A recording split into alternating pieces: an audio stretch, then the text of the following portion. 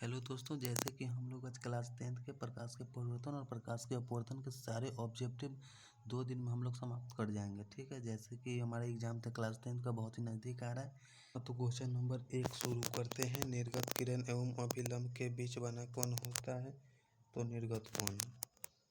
Question number 2, किस lens द्वारा सिर्फ काल्पनिक प्रतिबिंब बनता है तो ये बनता है अवतल लेंस के द्वारा।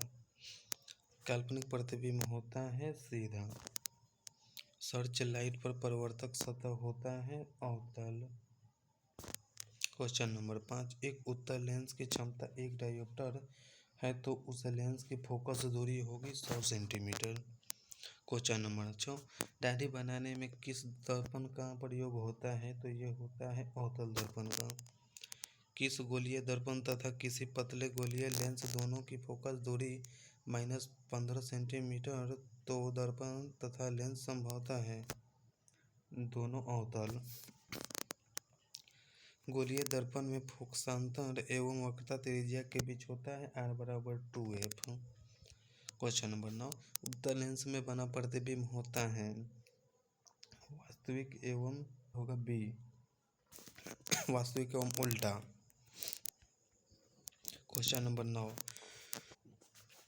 क्वेश्चन नंबर 13, अवतल दर्पण के ध्रुव और मुख्य फोकस के बीच रखे बीम का प्रतिबिंब प्रकृति होती है।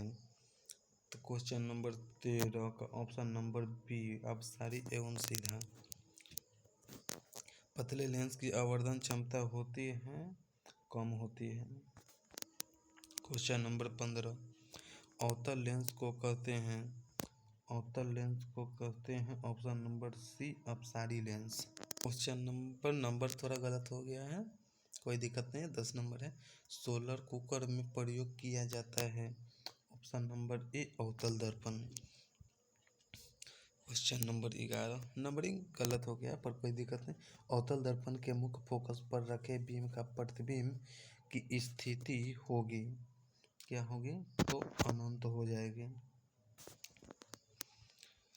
मोटे लेंस की आवर्धन क्षमता ऑप्शन नंबर बी अधिक होगी। उत्तल लेंस को कहते हैं अपसारी लेंस। क्वेश्चन नंबर 17 शुरू करते हैं। किसी दर्पण से हमेशा वस्तु से छोटा प्रतिबिंब प्राप्त होता है ऑप्शन नंबर से, उत्तल lens. Question number 18, side mirror के रूप में प्रयोग होता है ऑप्शन नंबर बी, उत्तल लेंस। तो क्वेश्चन नंबर 22, परिवर्तन के नियम से निर्धारित होता है तो परिवर्तन कोण बराबर अपवर्तन कोण। क्वेश्चन नंबर 23, लेंस में मुख्य फोकस की संख्या होती है तो होती है 2। क्वेश्चन नंबर 24, प्रकाश के परिवर्तन के कितने नियम हैं तो प्रकाश के परिवर्तन के 2 नियम। क्वेश्चन नंबर 19 है, क्वेश्चन नंबर से कोई दिक्कत नहीं है। फोटोग्राफी कैमरा का अभिदृश्य होता है तो 19 नंबर का ऑप्शन नंबर ए, उत्तल लेंस। क्वेश्चन नंबर 20, एक अवतल दर्पण की फोकस दूरी 10 सेंटीमीटर है तो उसकी वक्रता त्रिज्या क्या होगी तो 20 नंबर का option number B, 20 centimetre. Question number 21, सरल सूक्ष्मदर्शी में किसका उपयोग होता है तो option number B, option D, उत्तल लेंस। एक उत्तल लेंस होता है तो किनारे की अपेक्षा बीच में मोटा होता है। किसी मध्य के अपवर्तन का मान होता है sin i बराबर sin r। ये तो आपको फॉर्मूला याद ही होगा ये वाला। अवतल लेंस का आवर्धन m किसके बराबर होता है तो 27 नंबर का ऑप्शन नंबर डी, भी बराबर u। ये मत कर देना u बटा v, क्योंकि ऑप्शन है ये सही होगा, v बटा u। प्रकाश के परिवर्तन के कितने नियम हैं तो ये तो आपको याद ही होगा। अब दो नियम है। जब प्रकाश की किरण हवा से कांच में प्रवेश करती है तो मुड़ जाती है। किधर मुड़ती है तो ये अभिलंब के निकट मुड़ जाती है, दूर मत करना, निकट।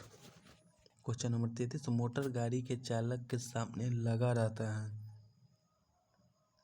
ऑप्शन नंबर ए, तो क्या लगा रहता है? समतल दर्पण लगा होता है यहाँ पे। 28, उत्तल लेंस में जब बीम,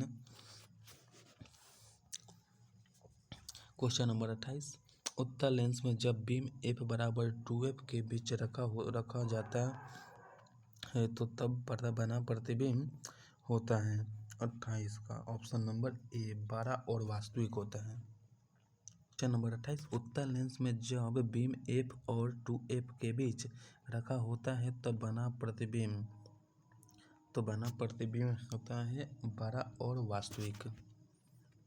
क्वेश्चन नंबर 29, उत्तल लेंस का प्रकाशीय केंद्र और मुख्य फोकस के बीच रखे बीम का प्रतिबिंब की प्रक्रिया होती है। ऑप्शन नंबर बी, आभासी और एवं सीधा।